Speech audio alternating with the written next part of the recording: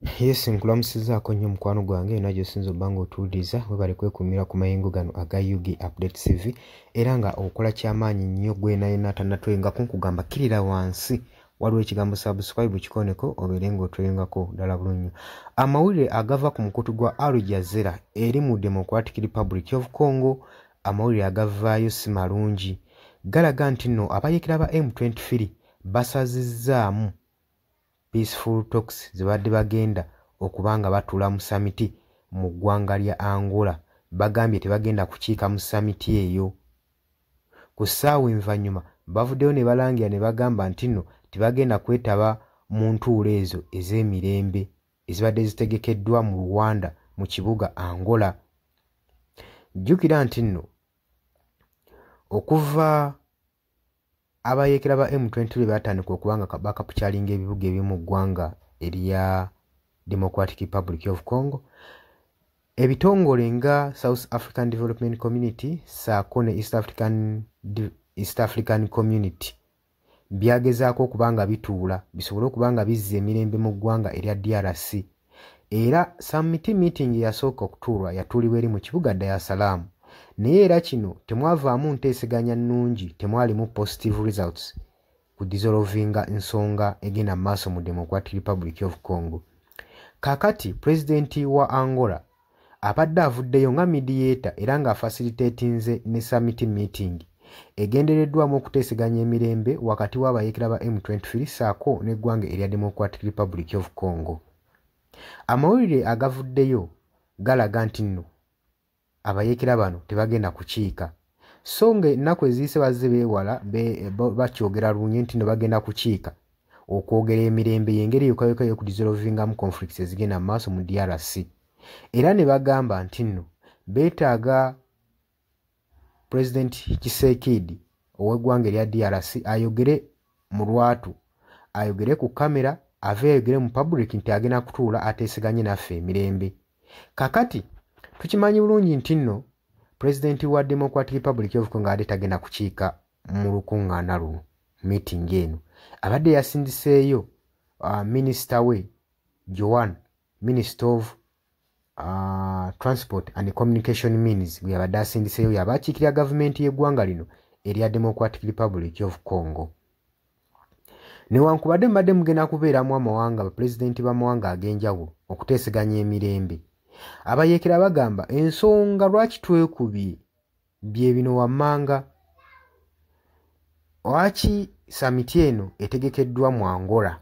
Kyekisooka. Ekyokubiri, okusinziira ku mwogezi w'abayeekera ba M23 Lawrence agamba nti mu kaseera ke kamu nga tuli mu masekkati ga conflicts, President Tshisekedi wuuyo ali mu kukutula ddiiru na Donald Trump saako na Ukraine batandika okubanga batwala minerals, bakutula mineral deals, basobola okubanga batransportinga minerals okuva mu ggwanga erya DRC.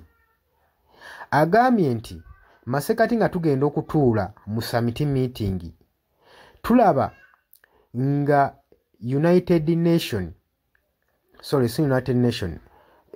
European nations gagenda maaso n'okusanctioninga ba commanders mu ggwanga.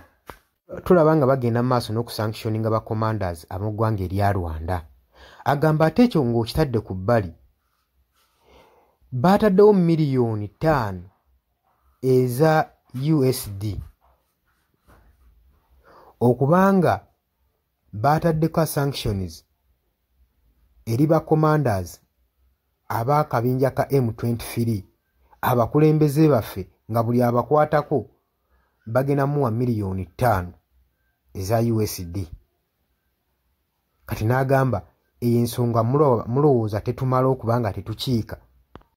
Ezo ensonga tezitumala okubanga tetukiika lukuŋŋaana olwo okugenda okuteeseganya ku mirembe, kubanga masekati nga tugenda okuteeseganya ku mirembe ate ffe mututaddeko envumbo mwagala tukwata, mututaddeko n'obuwanana bw'ensimbi oli omuntu yenna anaatukwatako, ate mmwe mwagala mu kaseera ke kamu tugende mu maaso n'okubanga tukiika olukuŋŋaana olwammwe samiti yammwe gye mukoze.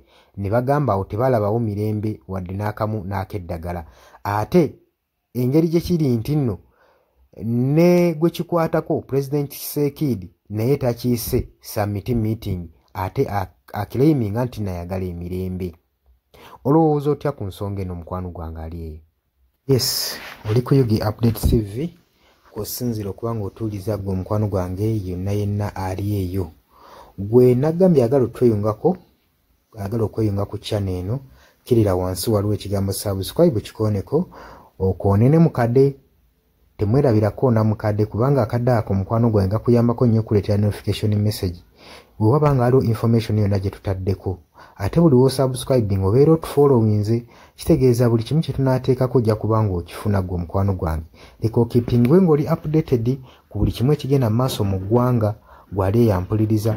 Abali mu Qatar, Oman, Dubai, Saudi Arabia, abali e Dubai, abali mu US, abali mu UK, abali Canada, abali mu South Africa, namwe abali mu ndwana Kenya, nalekaani menyani, namwe abali mu Asia, matumiddeko nnyo mwe bali kwekumira ku Yugi Update TV. Mwe mbeezezzaawo amayengo gano aga Yugi Update TV. Mikwano gyange sola beebaza kinnoomu wabula nsazeewo nkozese lino eddoboozi ery'ewamu nsobole okubeebaza. Mwebale kuyimirizaawo channel eno, mwebale mwabajja naddala mwabajja mu comment section ne mukomentinga ne muteekako endowooza yammwe ne mutangaaza bannayuganda ku ki ekiteekeddwa ekituufu okukolebwa gwe okusinziira ku ndowooza yo.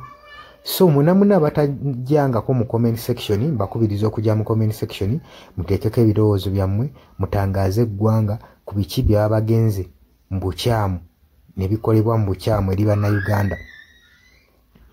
Dani ku Airlines e Kenya nawe nkutumiddeko ennyo, naye jangu mu comment section oteese, toteekako buteesi linnya lyo. Mujje mu comment section mwe abasharinga, abalikinga namwe abasubscribinga mwe muyimirizaawo amayengo ga channel eno.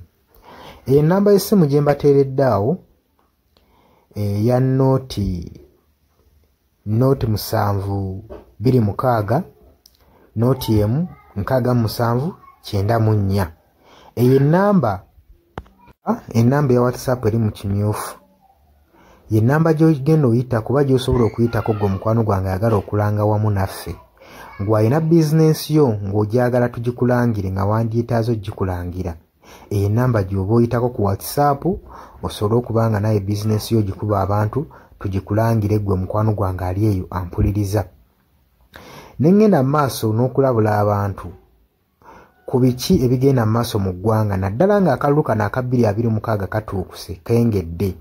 Kati buli muntu alina kubeera vigilant, olina kubeera bulindaala oleme kutunda mwoyo gwo mukwano gwange.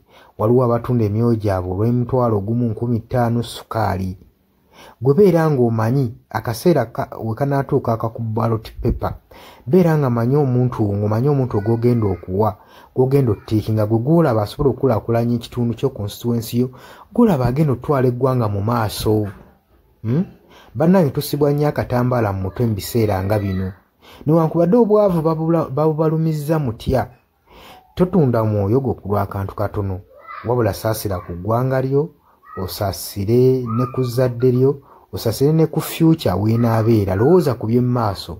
Weewaawo abamu muyinza okulowooza ng'ebibatabakwatako nga tebikwatako, naye ensobi yonna yonna ekolebwa either relative, sengaawo, maamawo, kojjaawo, biyinza otutuuka ng'ekyo ekizibu gwe kyetooloddeko, ate olaba ebikwatirako biyinza otutuuka essa ne byetooloola ne bifundikira nga bikutteko gwe mukwano gwange ali eyo. So kyenva nkubiriza baganda bange mwenna abali ku Yugi Update TV ogenda maaso n'okusharinga information eno. Baganda baffe beebeereremu ate era baleme kutunda mwoyo gwa ggwanga, babeere nga batambulira ku mazima, nga bayimirira ku mazima, nga bayimirirawo ku lw'eggwanga lyaffe erijja mu maaso, ku lwa future y'abantu baffe n'eggwanga lyaffe mu maaso, kubanga buli muntu ekigenda mu maaso kati akiraba. Bw'atalaba kigenda mu maaso nkakasa obeera muzibe. Ate era ne muzibe naye alina byawulira ebimutyemula omutima, kati n'amanya nti no mu ggwanga mulimu kino. So nkubiriza buli omu obeere lalabayi wa munno, osobole okuba nga oli kalabalaba w'oyo ku biki ebigenda mu maaso. Obakubirize n'omubakubiriza. Waliwo abali mu byalo nga tebamanyi kigenda mu maaso, Mubagalizo subscribinga ku mikutu gino bategere ebigenda maaso mu ggwanga lyaffe. Wakati smartphone zajja gwe mukwano gwange ali. Wabula mbagaliza olunaku olulungi mubale kwekumira ku Yugi Updates TV mubatana subscribinga mugere maaso n'okusubscribinga mbagala nnyo era mweraba.